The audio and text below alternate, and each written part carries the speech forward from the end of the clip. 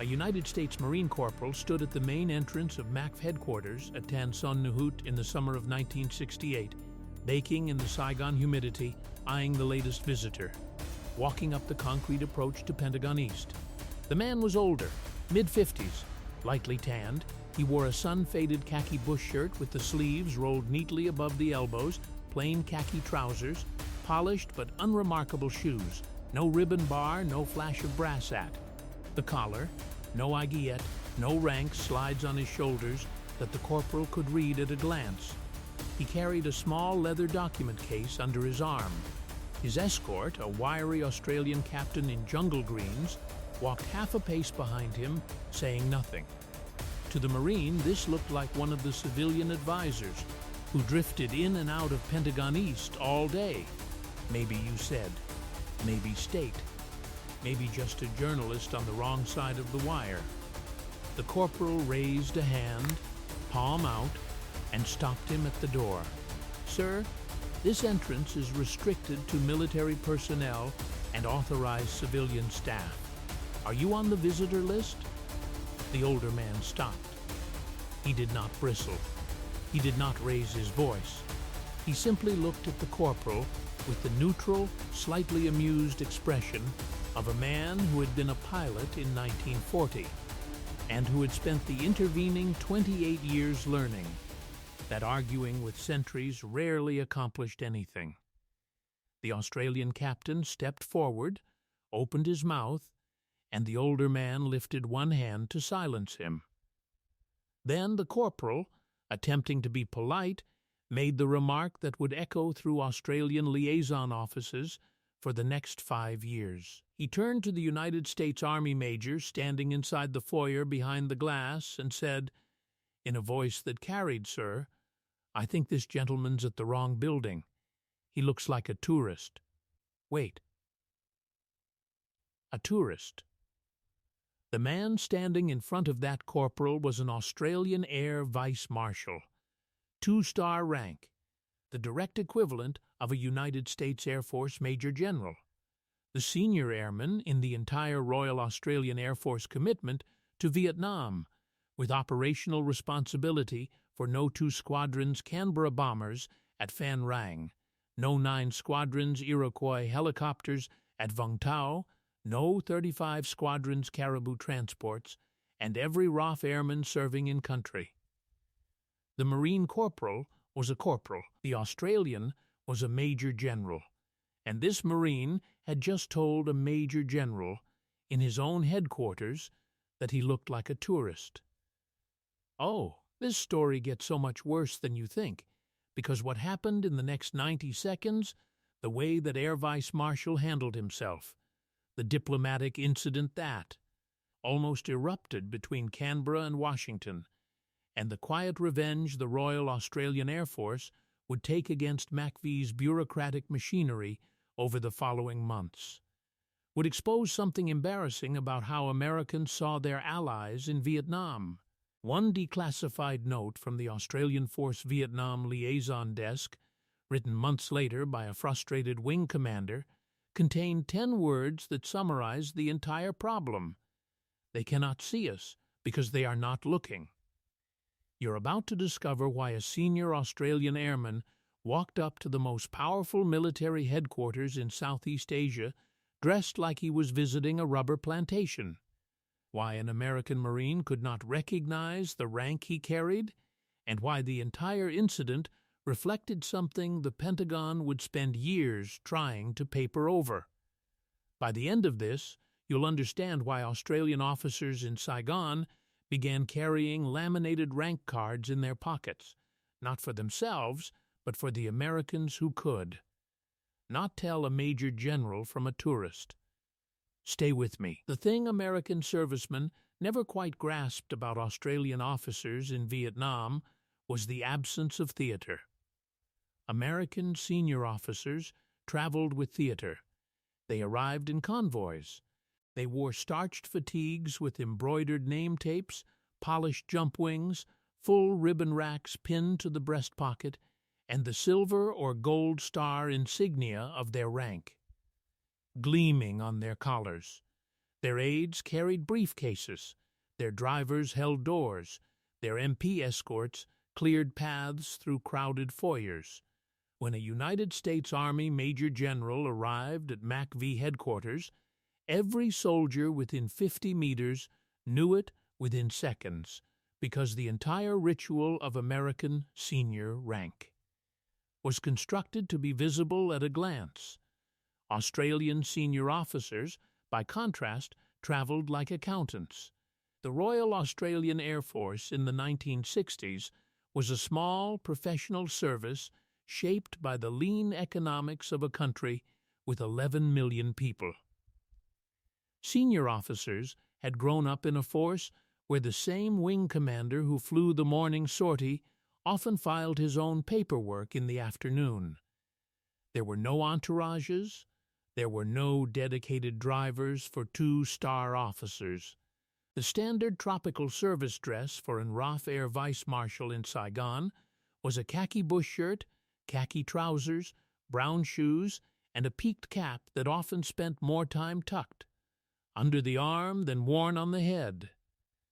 Rank insignia consisted of subdued cloth bands sewn onto the shoulder slip-ons of the bush shirt, frequently faded by tropical sun and innumerable laundering cycles to a state, where the lacing was barely distinguishable from the fabric beneath. To an American sentry trained to recognize bright stars and chest candy, the result looked like a slightly weathered civilian in vaguely military-colored clothing. This was not an accident.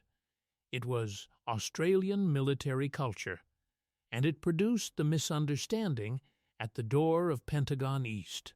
To understand what was actually happening that afternoon at Tan Son Nhut, you have to understand the geography of Australian command in Saigon. The MACV headquarters complex, the famous Pentagon East, sat on the east side of what is now Truong Son Boulevard, adjacent to the civilian air terminal at Tan Son Nhut. It had opened in August 1967 after construction by R.M.K. Bruget at a cost of $25 million.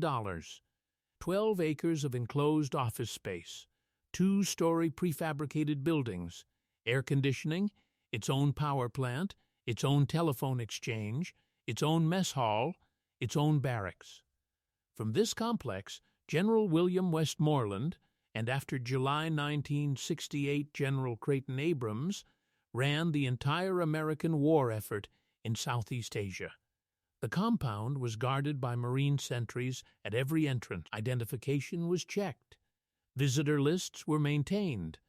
The Marines who pulled door duty at Pentagon East were doing exactly what they had been trained to do: enforce access control at the most important American military headquarters.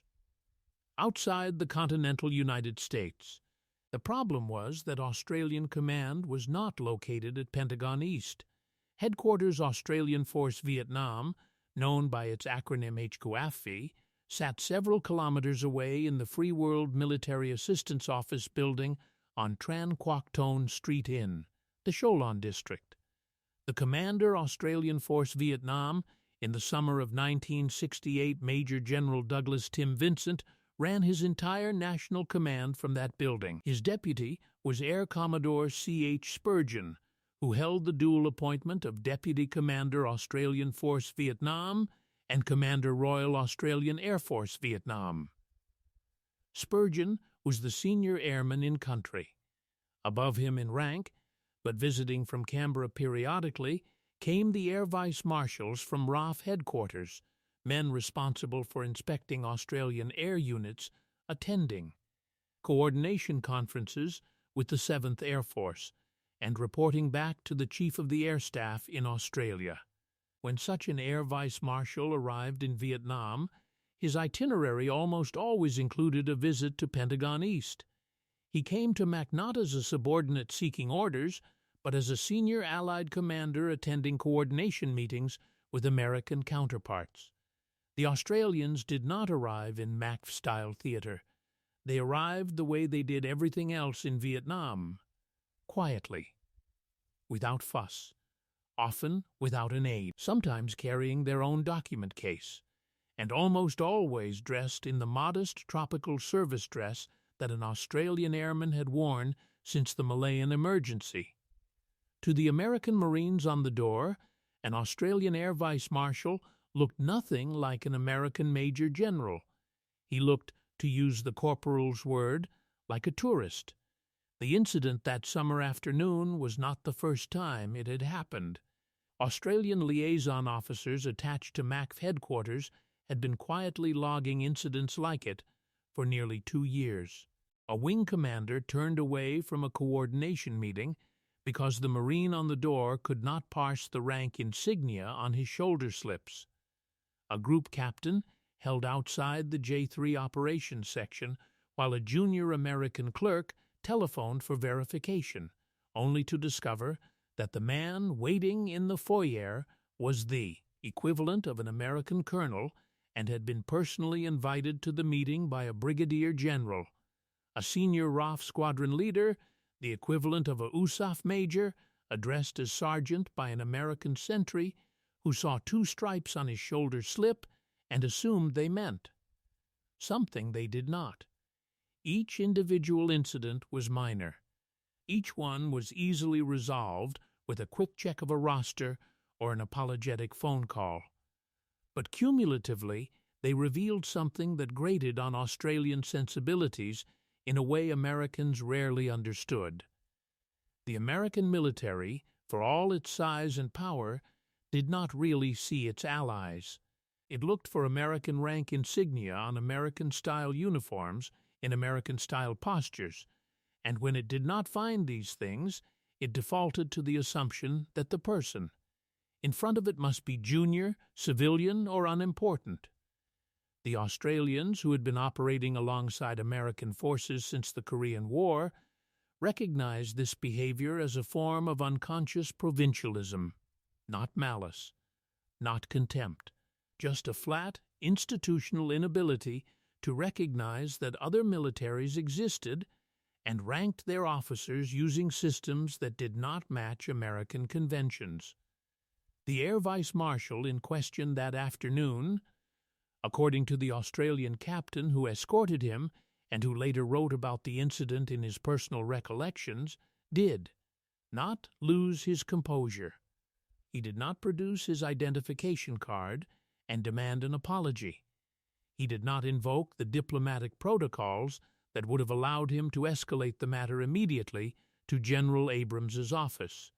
He simply stood in the Saigon humidity, looked at the Marine corporal, and asked, in the calm pilot's voice of a man who had flown Beauforts in 1943 and now, commanded squadrons of Canberra bombers, whether the corporal would care to telephone the office of the Deputy Chief of Staff for Operations and inform that office that an Australian Air Vice-Marshal was waiting at the gate to keep his 1500 appointment. The Marine, who had a sense that something had gone wrong but could not yet identify what, picked up the field telephone and made the call. The American major standing inside the foyer behind the glass, who had been watching this entire interaction unfold, walked outside.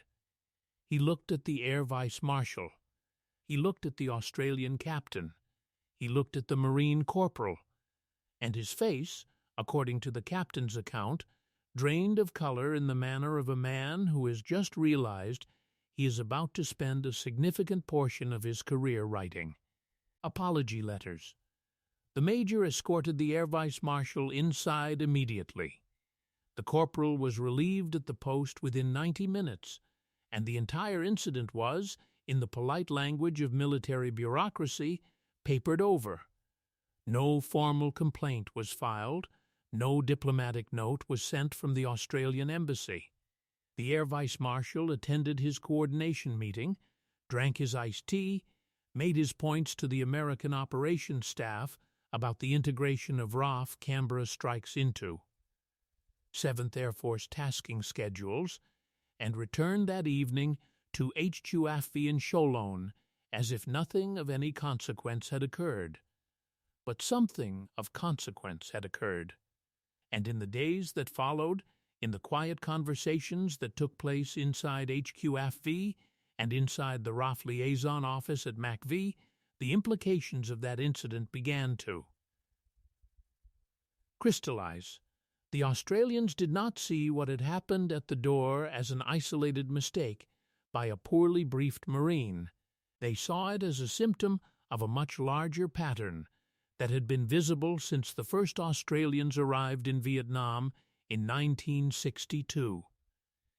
The Americans did not understand who their allies were. They did not understand the rank structures, the command relationships, the operational autonomy, or the cultural sensibilities of the forces fighting alongside them. To the average American Major General arriving at Pentagon East, the entire Free World Military Assistance Forces structure was a vague constellation of the other guys. Koreans were the brutal ones. Thais were the quiet ones. New Zealanders were the small ones who operated with the Australians. The Australians themselves were, in American institutional understanding, a kind of junior partner whose contribution was appreciated but not really studied. The fact that those Australians had been quietly running an entire province under an independent command structure since 1966, that their kill ratios in few octoi were the highest of any Allied force in the war, that their special operations methods had produced intelligence that American units could not generate, all of this existed inside the American institutional consciousness as a kind of background hum. It was acknowledged, it was occasionally praised, but it was not, in any deep sense, understood. And this lack of understanding manifested itself in small, repeated, infuriating ways, like a Marine corporal who could not tell a Major General from a tourist. The Royal Australian Air Force commitment to Vietnam had begun modestly enough in August 1964, with the deployment of a flight of de Havilland Caribou transports too. Vung Tau, by the summer of 1968, it had grown into the largest single Australian service commitment to the war. No. 2 Squadron, flying English electric Canberra bombers from Phan Rang Air Base under operational direction of the United States 35th Tactical Fighter Wing, was achieving bombing accuracy that astonished American Air Force commanders. Wing Commander Selwyn David Evans, who would later rise to become Chief of the Air Staff, commanded the squadron from 1967 to 1968 and earned the Distinguished Service Order for the precision of its missions. No. 9 Squadron, flying a 1 Iroquois helicopters from Vung Tau in support of the 1st Australian Task Force at Nui Dat, was conducting hot extractions, medical evacuations, and gunship support missions that integrated seamlessly with American helicopter operations. No. 35 Squadron continued operating Caribou transports throughout the country, and a small group of RAF fighter pilots served as forward air controllers with the United States Air Force 19th Tactical Air Support Squadron, flying OV-10 Bronco aircraft over the 3rd Corps Tactical Zone. To run all of this, the RAF maintained a senior airman in country who held the dual appointment of Deputy Commander Australian Force Vietnam and Commander Royal Australian Air Force Vietnam. Air Commodore F.S. Roby held the post until 1968, when he was relieved by Air Commodore C.H. Spurgeon, who took over after a 4-day familiarization tour during which he flew on a Canberra bombing mission and was carried in an Iroquois on a wide sweep across Phuoc Thai Province.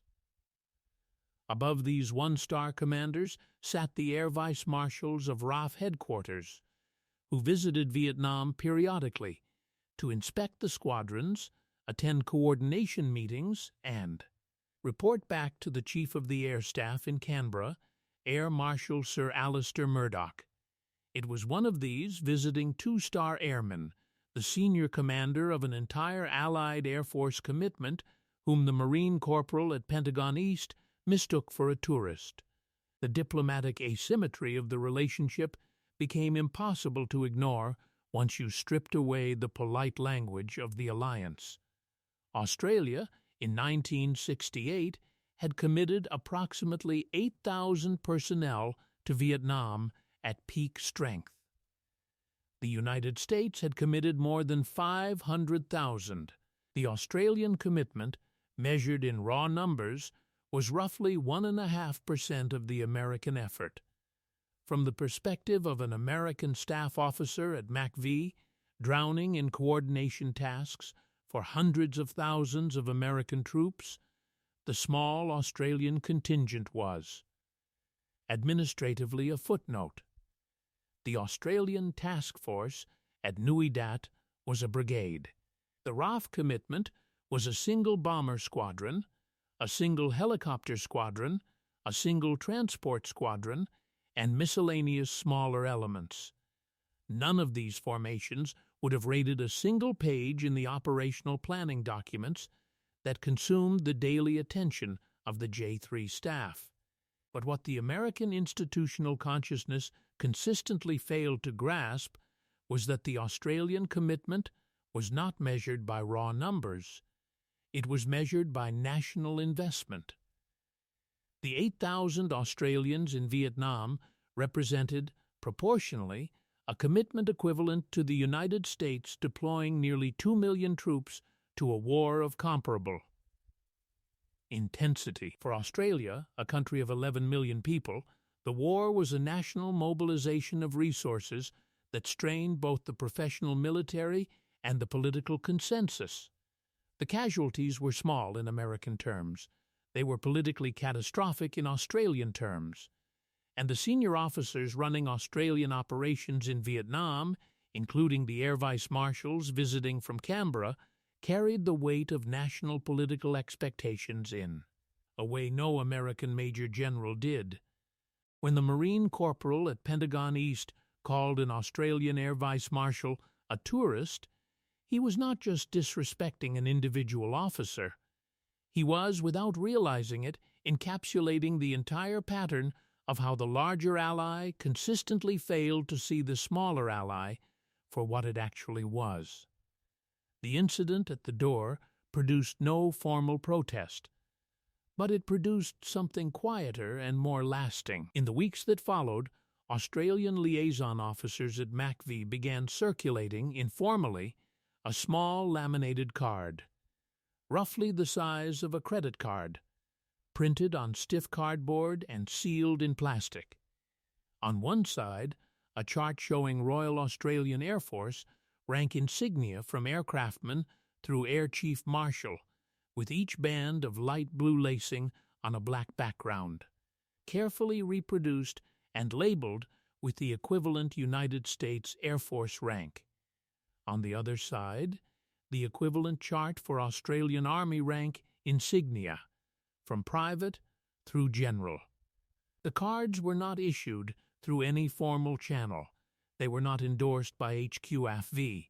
They were created, printed, and distributed by exasperated Australian captains and majors who had grown tired of explaining to American Marines, soldiers, and airmen that the man in the modest khaki bush shirt was not a tourist, but a senior officer with operational responsibility for hundreds of personnel and millions of dollars of equipment. The cards were carried in pockets. They were handed across counters at access checkpoints. They were occasionally pressed into the palms of perplexed American sentries with a quiet "perhaps this might help, mate." The American institution responded to this innovation in the way large institutions usually respond to small ground-level adaptations. It ignored them. The cards were not adopted into MACV protocol. They were not distributed through the J1 personnel channels to American sentries on door duty.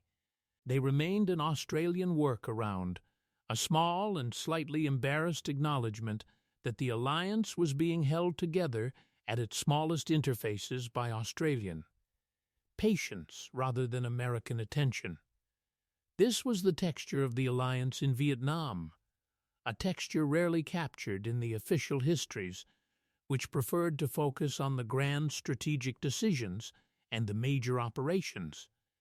At the human level, where staff officers from different militaries met in corridors and signed each other's coordination memos and shared cups of indifferent coffee in the air.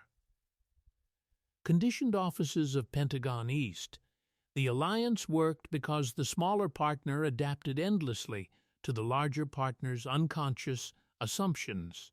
American documents listed RAF squadrons by their Australian designations, but American operations orders sometimes still misspelled them. American liaison officers occasionally referred to the 1st Australian Task Force as a battalion in conversation because they could not retain the operational distinction between an Australian brigade and an American brigade. American senior officers who visited Nui Dat returned to Saigon with vivid impressions of Australian professionalism, but could not, 3 months later, recall whether the task, force commander, had been a brigadier or a major general. The Australians, for their part, swallowed all of this with a brand of patience that had been forged in the Malayan emergency, refined in Borneo, and perfected by the simple fact that there was no alternative. The alliance with the United States was the central pillar of Australian defense policy. There was no second option. The deeper context of the incident traces back to the original Australian decision, made in 1966, to operate under independent command in Vietnam rather than under direct American operational control. That decision, championed by Lieutenant General Sir John Wilton, the Chief of the General Staff of the Australian Army, and accepted with reluctance by General Westmoreland, had created a structural arrangement in which Australian forces coordinated with American command, but did not take operational orders from it. The 1st Australian Task Force at Nui Dat reported to HOCAFV in Saigon for national command, and only to United States 2 Field Force Vietnam at Long Binh for operational coordination, not control. Australian operations within Phuoc Tuy Province were conducted under Australian doctrine on Australian timetables, using Australian methods. American senior officers could request Australian support for operations outside the province, but they could not order it. For the Royal Australian Air Force, the same principle applied with slightly different mechanics. The Canberras of No. 2 Squadron operated under operational direction of the 35th Tactical Fighter Wing, but national command remained with the RAF. The Iroquois of No. 9 Squadron supported the Australian Task Force, not American formations, and any American request for their use went through Australian channels first. The forward air controllers attached to American squadrons operated under American tactical direction, but they remained Australian airmen, and their performance was reported through Australian channels back to Air Marshal Murdoch in Canberra. This independence was the structural feature that made the door incident possible. The American sentry at Pentagon East had no operational reason to recognize an Australian Air Vice-Marshal. The Australian was not in his chain of command. He did not appear on the daily access list because he was not a regular MACV staff officer. He was a foreign senior officer paying a coordination call, and the systems that the Marines on the door used to manage access to the headquarters were not built to handle him. They were built to wave through American major generals in starched fatigues and to challenge everyone else. The cumulative effect of incidents like this on Australian senior officers was a quiet hardening of attitudes that would shape Australian-American military relations for years. After Vietnam ended, senior Australians who had served in country during the war returned home with a complicated set of impressions. They admired American firepower, American logistics, and American technical capability. They were grateful for American support, particularly the helicopter assets and tactical air support that the small RAF could not provide on its own. But they had also seen, repeatedly and at every level, an American institutional incapacity to recognize allies as anything other than minor adjuncts to American operations. This recognition shaped Australian defense thinking for the next 30 years. It contributed to the gradual evolution of Australian doctrine toward greater self-reliance. It influenced the structure of the Australian Defence Force as it emerged from the post-Vietnam reorganization that followed the Tange Report of 1973. The lesson Australian senior officers took from Vietnam was not that the alliance with the United States should be abandoned. It was that the alliance had to be managed actively, professionally, and without illusions about American situational awareness.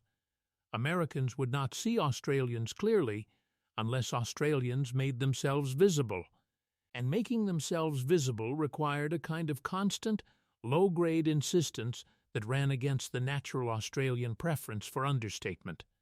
Air Commodore Spurgeon, when he was briefed on what had happened, was reportedly more amused than angry. He had served long enough in tropical commands, in postings alongside British and American forces, to recognize that this kind of thing was simply what happened when you wore a quiet uniform among loud uniforms. What concerned him more was the operational implication. If a senior Australian airman could be casually misidentified at the front door of MACV, what did this say about the quality of American situational awareness regarding the Australian air contribution more broadly? Were RAF Canberra strike packages being correctly logged into 7th Air Force tasking schedules? Were Australian helicopter sorties being properly counted in the 3 Corps daily activity summaries? Were Australian forward air controllers being given equal weight with their American counterparts in the assignment of priority missions? The corporal at the door was not, in himself, important, but he was a window into a larger institutional inattention that had operational consequences for an Air Force half a world away from home, fighting a war it did not entirely believe in on terms it had never fully accepted. Spurgeon's response, characteristically, was to increase rather than decrease Australian engagement with American operational staff. He attended more coordination meetings. He invited more American liaison officers to RAF detachments. He made himself, in the polite Australian way, harder to ignore. But he did not, and would not, raise the door incident formally. To do so would have suggested that Australian dignity needed American protection, and that was not a precedent any Australian senior officer was willing to set. There is an irony to the entire episode that becomes more visible with the passage of time. In 1968, the United States Marine Corps was in the middle of one of the most brutal years of its history. The Tet Offensive in January and February had inflicted heavy casualties. The siege of Khe Sanh had absorbed enormous resources. The air war over North Vietnam was producing daily losses of aircraft and crews. American institutions, including MACV, were under sustained pressure that left little bandwidth for the cultivation of Allied sensibilities. The corporal at the door was not a thoughtful failure of imagination. He was a tired young man trying to enforce access control at a headquarters that had been targeted during the Tet Offensive itself. His mistake was understandable. What was less understandable, and what the Australians registered carefully, was the institutional context that had failed to brief him. Marines on door duty at Pentagon East had been told, presumably, to check visitor lists. They had been told to verify identification. They had been told to challenge unfamiliar persons. What they had not been told, in any systematic way, was how to recognize the rank insignia of the 7 different Allied militaries operating under the Free World Military Assistance Forces banner. They had not been issued the laminated cards that Australian liaison officers were privately producing. They had not been given orientation briefings on the chain of command for the Australian Task Force, the New Zealand Contingent, the Republic of Korea Forces, the Royal Thai Army, Volunteer Force, or the Philippine Civic Action Group. The institutional failure was not at the door. The institutional failure was in the absence of a system that would have given the Marine at the door any reasonable chance of recognizing the Air Vice-Marshal who arrived in front of him in modest tropical service dress.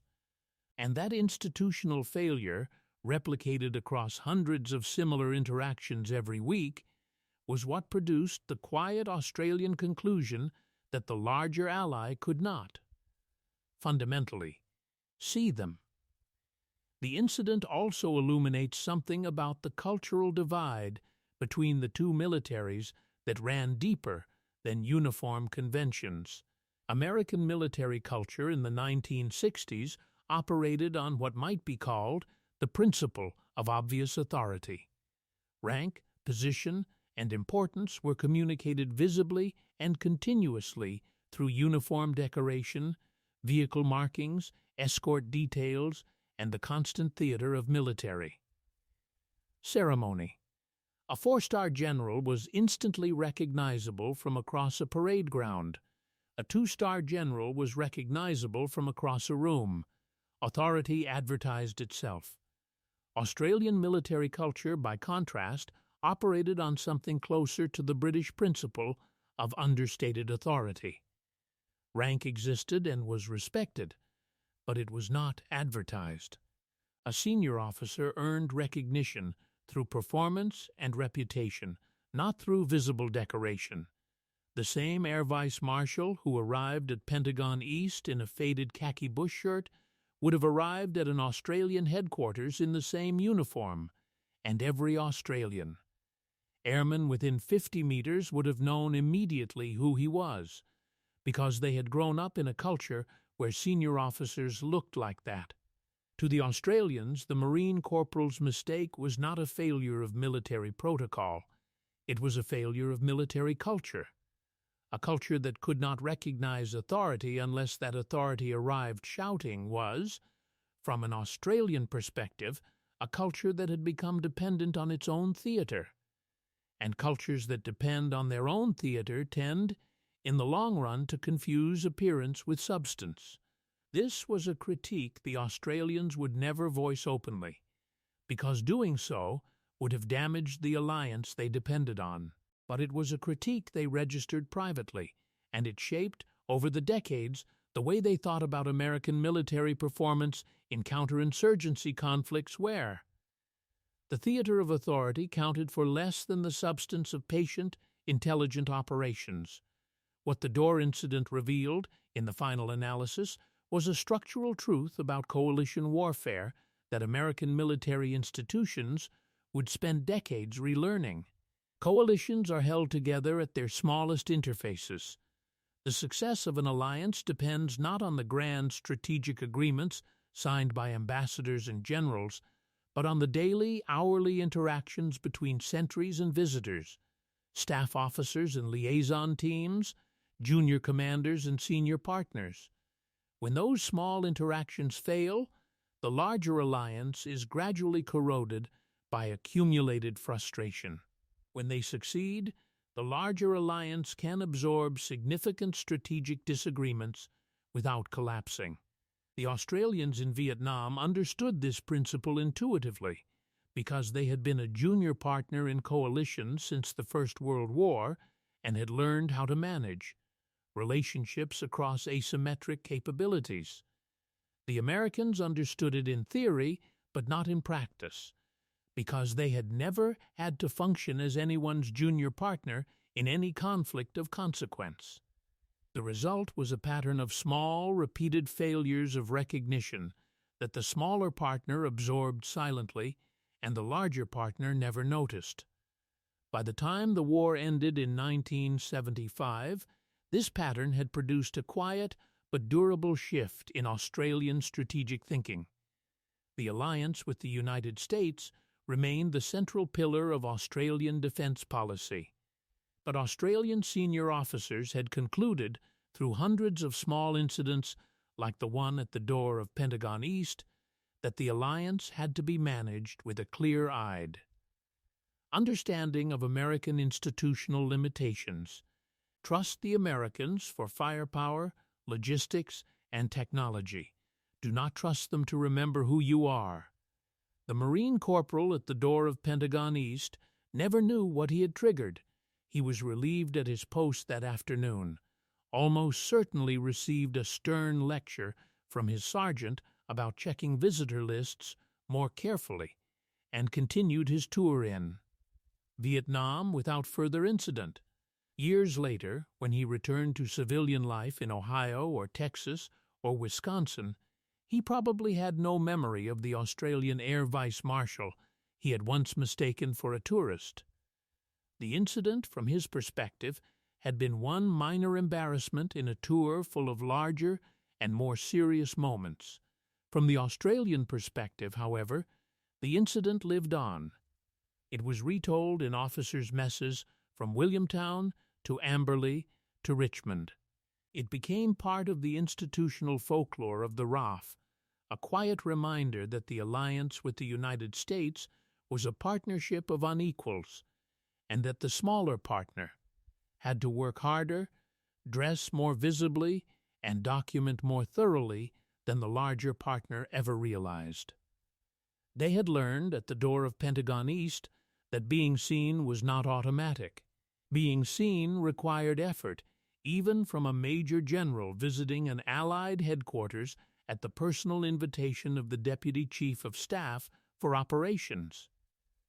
The Air Vice-Marshal himself, when asked years later about the incident at the door of Pentagon East, reportedly waved it away with the offhand humor that characterized senior Australian officers of his generation. The corporal had been doing his job. The major had apologized. The meeting had gone ahead. No harm done. But beneath the humor, in the quiet professional spaces where senior airmen reflected on what their service had learned in Vietnam, the lesson was registered carefully. Australia could not afford to wear modest uniforms in immodest places. The American institutional consciousness operated on a default of presumed unimportance for anyone who did not arrive looking like an American. If you wanted to be seen, you had to be visible on American terms, even if that visibility ran against Australian cultural preferences. This lesson would be debated inside the RAF for years. The eventual compromise, which evolved organically over the decade after Vietnam, was a kind of selective visibility. Australians serving in American headquarters wore enhanced rank insignia and carried more formal documentation of their roles. Australians serving in their own commands continued to wear the modest tropical service dress that had defined the service since the 1940s. The laminated cards from Saigon, in a sense, became the prototype for a more comprehensive Australian approach to alliance management that recognized American institutional limitations without pretending those limitations did not exist. The corporal who stood at the door of Pentagon East that summer afternoon could not have known any of this. He saw an older man in a sun-faded khaki bush shirt, no rank visible, no entourage, no theater of arrival, and he made the assumption his training had prepared him to make. The man did not look like a major general because, in the corporal's institutional vocabulary, major generals did not look like that. The corporal was wrong. The Air Vice-Marshal, calmly and without offense, corrected the error and went about his business. The major behind the glass made his apologies. The meeting proceeded. The alliance survived. But the moment was registered. in Australian institutional memory as one more small data point in a long pattern of being seen incorrectly by the larger partner. And from that pattern, accumulated across thousands of similar interactions at similar interfaces, the Australians drew conclusions that would shape their military for the next half-century. The lesson was simple, embarrassing, and impossible to discuss openly with the ally to whom it applied. Do not assume the Americans know who you are. Do not assume they remember. Do not assume they have read the briefing paper. Make yourself visible on their terms, or accept that you will not be visible at all. The tourist at the door was not a tourist. He was a major general, and the entire Australian institutional response to Vietnam can be read in some sense as the working out of what it meant to be a major general routinely mistaken for a tourist. By the institution, you had committed your Air Force to fight alongside. 10 words, written by a frustrated wing commander in a quiet office in Cholon months after the door incident, summarized everything. They cannot see us because they are not looking. The sentence sat undisturbed in an Australian classified file for 40 years before declassification brought it to light. By then, the Air Vice-Marshal was long retired. The Marine Corporal had grown old in a small American town, and the lesson had been absorbed so completely into Australian military culture that nobody could quite remember a time before they had known it. That was the door at Pentagon East in the summer of 1968. A small interaction, a polite misunderstanding, a corporal who saw a tourist where a major general stood, and from that small interaction, an entire shift in how a smaller ally learned to manage its relationship with a larger one, working quietly, without drama, without protest, and without ever asking the larger ally to look more carefully. The Australians did not need the Americans to look more carefully. They needed only to know that the looking would not happen, and to plan accordingly. The laminated rank cards in their pockets were the small, embarrassed, practical answer to a problem the Americans never quite recognized was a problem. The Air Vice-Marshal in the sun-faded khaki bush shirt walked into Pentagon East, attended his meeting, and walked out again.